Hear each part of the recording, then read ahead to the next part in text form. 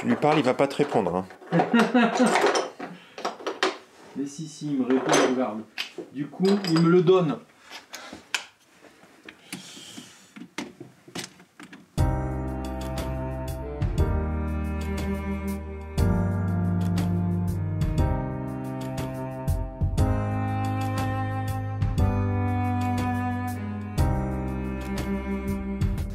Bonjour à tous. Bonjour.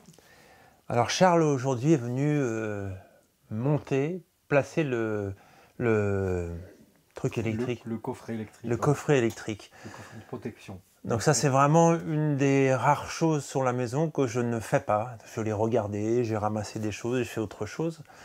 Déjà la première chose qui m'a marqué c'est tu parles tout seul. Dans mon métier je suis souvent tout seul, donc en fait je crois que ça m'occupe et puis ça me permet de réfléchir aussi.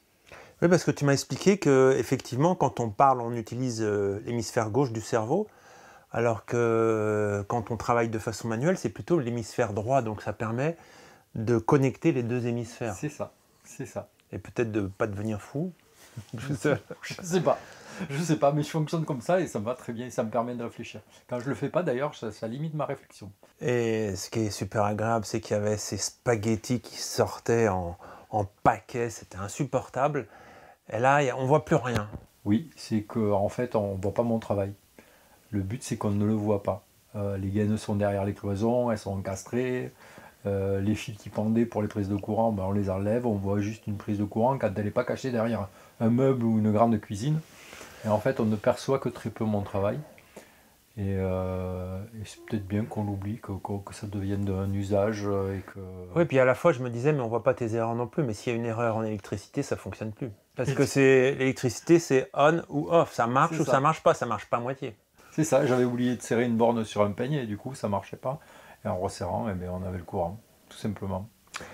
Et moi, ce que ça me faisait penser, c'est que dans la vie, dans les relations humaines, dans tout ce qu'on entreprend, quand ça marche, ça semble naturel.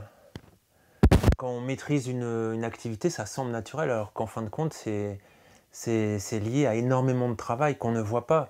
Une robe haute couture où il n'y a quasiment pas de coupure, bah quand ça semble facile, quand ça semble simple, bah c'est là où il y a énormément de travail. Oui, oui. Le but, c'est qu'on ne voit pas le travail, on ne voit que le résultat.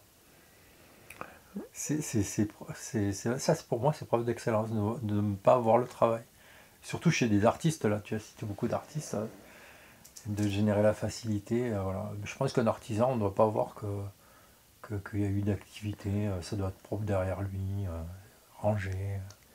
Ce que j'ai envie de vous dire, c'est sur ce chemin de l'excellence, du talent cultivé, du masquage de ce qu'il y a de meilleur en nous, eh ben, je vous dis bon courage, à très bientôt et rendez-vous sur un prochain épisode. Au revoir. Et merci à toi, Charles. Merci.